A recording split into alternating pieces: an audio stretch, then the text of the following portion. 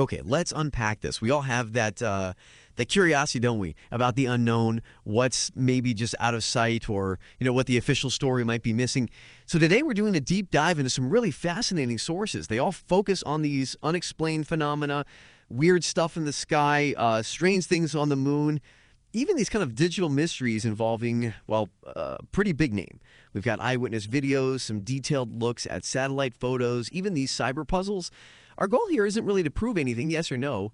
It's more about pulling out the key bits, the surprising facts, and just helping you get a handle on what these sources are actually presenting. Think of it as getting you up to speed on some pretty baffling reports. Yeah, and the material itself it's quite compelling. As we go through these, I think the key is to consider how each little piece, each detail sort of builds up this bigger, more complex picture.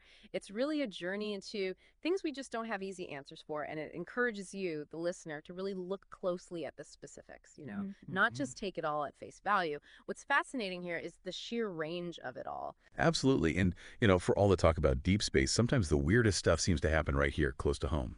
So our first set of sources focuses on these earthbound encounters, specifically ones that hint at more than just like seeing a light. We start in Oklahoma with this account from Seth Sutherland. He had this set up behind his house, night vision binocular, hooked it up to his laptop to record, and he also had laser pointers. Right? And what he claims, and what the video seems to show, is pretty wild. He and his group, they shine these lasers up at these objects, these UFOs, and the objects apparently flash their lights back, right back at the pointers. He called it a momentary light flare coming from them, almost like, and this is his quote, to say hello. Wow. Yeah, imagine that. Multiple objects just zipping around and seemingly responding directly to people on the ground. It just changes things, doesn't it? From just watching something to interacting. It really does. And that kind of shift, from just a sighting to what feels like two-way communication, that totally reframes the whole UFO thing. If we connect this to the bigger picture, it suggests maybe an intelligence that's actually engaging with us, not just lights, but something aware. And that raises some pretty deep questions about, well, consciousness beyond Earth and maybe even their intentions, Are they just passing through, or are they actually responding? Exactly. A huge difference.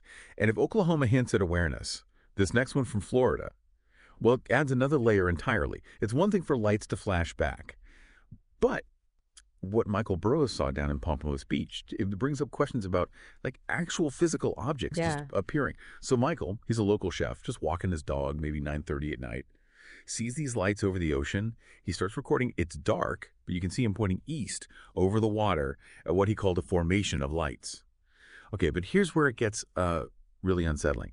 One of those lights starts doing something that looked like an energy discharge, shoots out this very bright red beam of light. And then right after that beam, he says a metallic-looking cube just appeared in the sky and just sat there. A cube. Yeah. And his reaction, totally understandable. He said he just ran home with his dog, didn't wait around. Apparently, he told his friends, they didn't believe him, figures, right? Yeah. So he sent the footage in, hoping someone else saw it. You can almost feel the fear in the source's description of it. That sequence of formation of lights, this energy discharge, and then a solid geometric object materializing this metallic cube, that's a big step beyond just weird lights. What's fascinating here is that reported shift from energy to something seemingly solid, structured, raises an important question, doesn't it, about the physics involved or the technology. What could possibly do that? And the source is right to emphasize looking for other witnesses. Pompano Beach isn't exactly deserted. If something that dramatic happened, you'd think others must have seen something, even if they didn't react by running away. Yeah, you really would. Makes you wonder what kind of power is involved. There's one more quick terrestrial one before we head to the moon. This footage, our sources describe it, shows these strange lights just moving through the sky. And the person who sent it in said right before they hit record, the lights got really close and actually crisscrossed each other. They were definitely interacting, moving deliberately. Again, it suggests coordination, intelligence maybe, more than just meteors or planes. Though this one didn't have a specific location attached or a name, just another piece of this weird puzzle above us. Okay, so these Earth encounters are pretty compelling on their own. But the sources suggest the mystery goes way beyond our atmosphere. Let's shift focus now, up to the moon.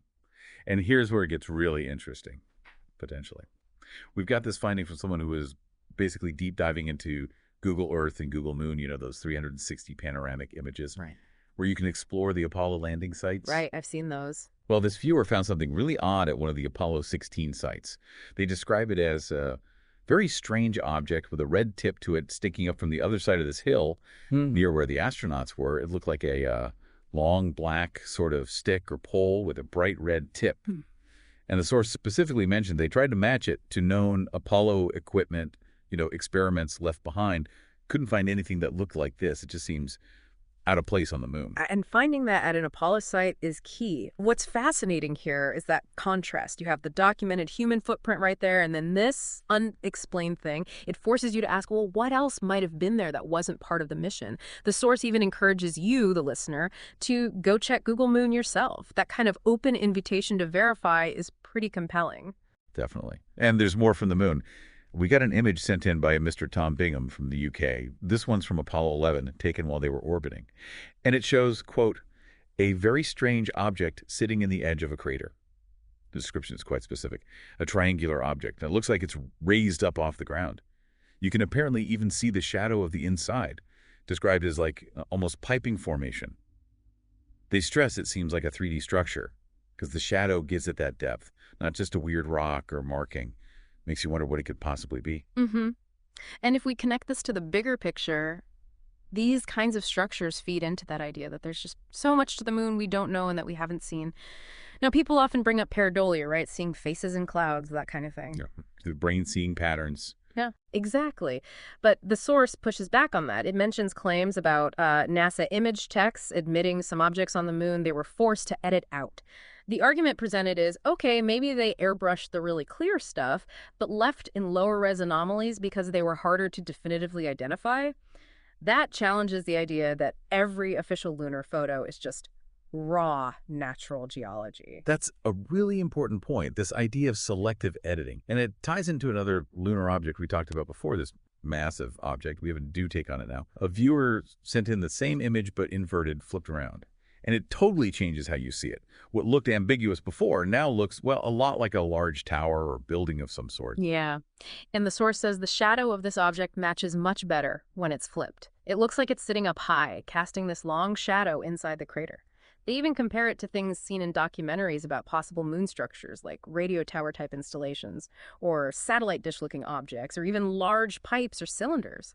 Flipping it really does make you reconsider. And the source is really emphatic here. It flat out rejects pareidolia, or it being just a pile of rocks. They state, quote, this thing is artificial and it has nothing to do with the crater.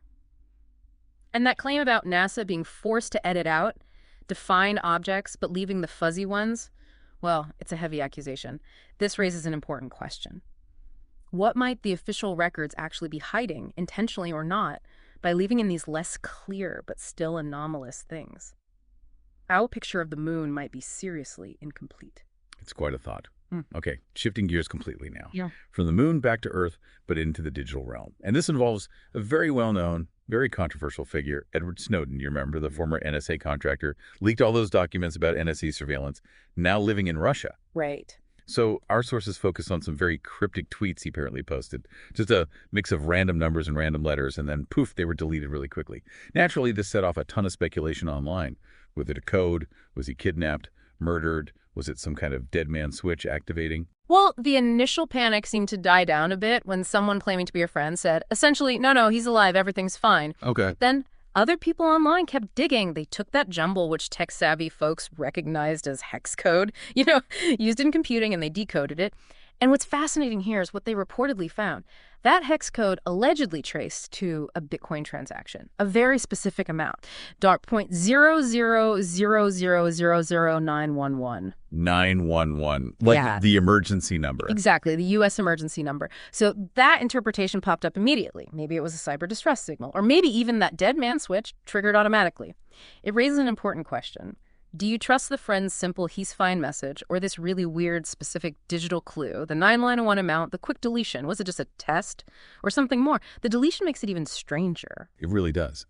So could this sequence of numbers and letters actually have been a coded call for help from Snowden? And if it was, why delete it so fast? Who would do that? The source definitely leaves you wondering if the simple explanation is maybe too simple here. It feels like something out of a thriller. And just to round things out, back on Earth, the sources also briefly mentioned something more classic, I guess, crop circles. We have drone footage from Matthew Williams in the UK. Annie, Wiltshire, shows these amazing, intricate patterns in the fields. Just breathtaking stuff from the air. It's another reminder, isn't it, that weird, unexplained phenomena aren't just out there. Sometimes they're literally right under our feet, or a drone's camera. Anyway. A different kind of mystery altogether. Yeah. So after all that, what does it all mean? We've covered a lot today. We started with UFOs seemingly interacting, flashing lights back. Then that really dramatic Pompano Beach event lights, energy beam, a cube materializing.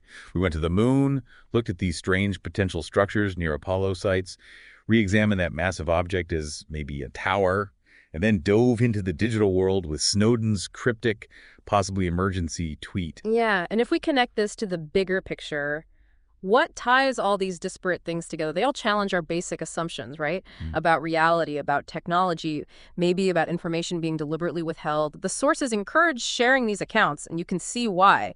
Just collecting them forces us to confront these uncomfortable possibilities, pushes the edges of what we think is real or possible. It really does. I mean, just think about it.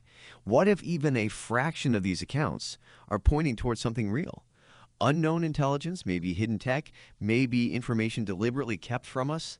What does it even mean to be well-informed if stuff like this is potentially happening? Things that seem to interact with us, whether it's a flash of light or a weird string of hex code. Maybe the biggest mystery isn't just what is it, but what does it mean for us?